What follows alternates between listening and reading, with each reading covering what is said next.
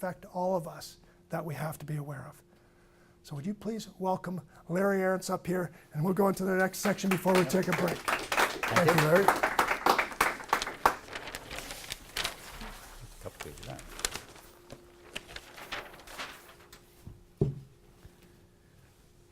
So thank you, Dan.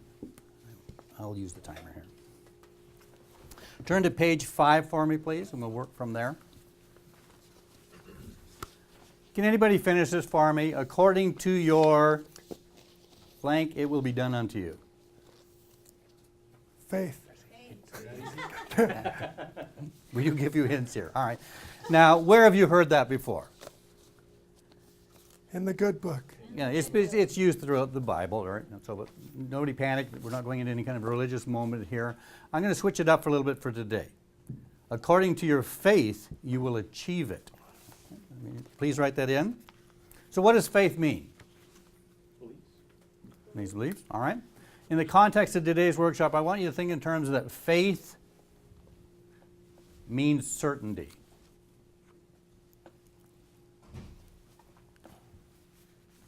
Can I see a show of hands? How many people here got out of bed this morning? Yeah. Good. These are good signs here, all right. So I want you to imagine that you got out of bed this morning, you swung your legs over the side of the bed, and you went about your morning business. Now let's imagine that you went to bed last night, only you knew that there was a 50-50 chance there was no floor there in the morning. Would that change your certainty getting out of bed in the morning? Yes. Just a tad, right? So we'll look at things. How many people here prospect for clients and customers? All right. So describe your day. What would it be like for you if you knew that everybody that you phoned or you spoke to, anybody you contacted, was going to say yes? Describe your day for me. It's going to be a great day, right? So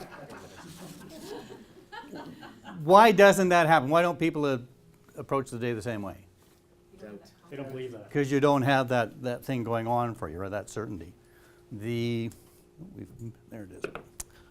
In your booklet, what I want you to do is I want you to write down or draw a little picture.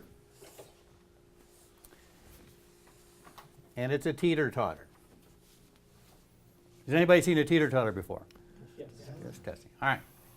Now, when it comes to teeter-totters, when one side is up, where's the other side? It's down. That's just a given, right? If it just stayed in the middle, that's a game that wouldn't be fun for very long, right? So we know that one side's up, one side has to be down. So we want to take advantage of this. Now, when I'm teaching other workshops, like I teach lots of different types of workshops, I will always bring this in because I'm dealing with people, is I'm going to have you put on one side of it, we'll put an E. And on the other side, we're going to put an I. The E in this situation stands for emotion. All right, so when emotion is up, the other side is intellect. Where's the intellect? It's down. And you've seen this before that you walk around, you see people who are highly emotional. What's their thinking like? Irrational. It's not so good, right? So we'll take the same thing, like you take police officers. Why are they most reluctant to respond to a call that's a domestic dispute? Where's the emotion? It's really high and you're doing stuff that you normally wouldn't do in that situation. So we're going to change it up for today's context here. We're going to change this over to fear. Dan talked about it a little bit. Fear and uncertainty. And down here, we're going to have faith and certainty.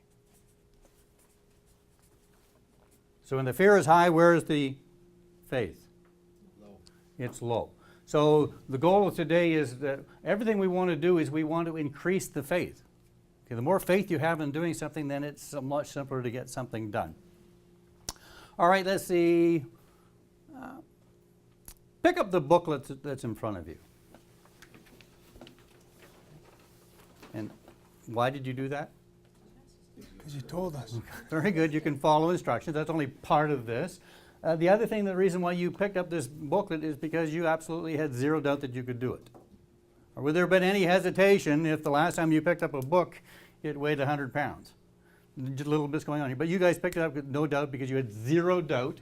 All right, so you had zero doubt, so the faith is high that you could accomplish this. Now, what we're looking for here when you set a goal is we want to be able to get to it. You want to have the faith that you can move forward on something, right? All right, we take a look at this. Has anybody ever heard, like even Dan was telling us here, that you have, it's a 5-step process, or it's a 10-step process, it's or whatever step process, right? So you got steps going up here.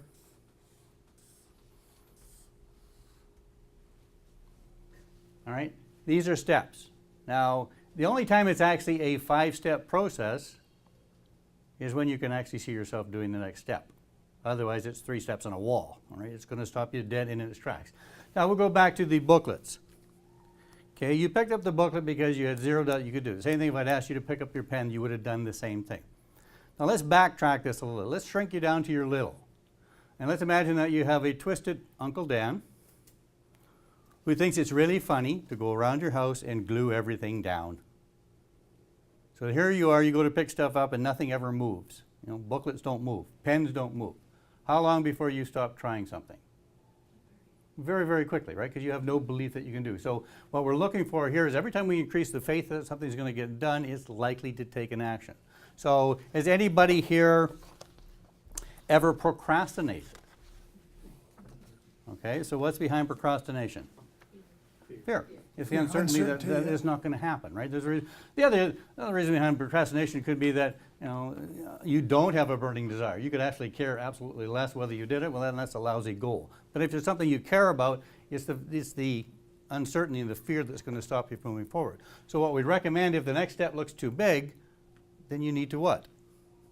You got to shrink it. You got to make it down. You need a step stool in here to get to the next one, because you need it to the point where you have absolute faith that whatever I'm going to tackle next, I can do, because then it tends to get done. There's nothing getting put off about this.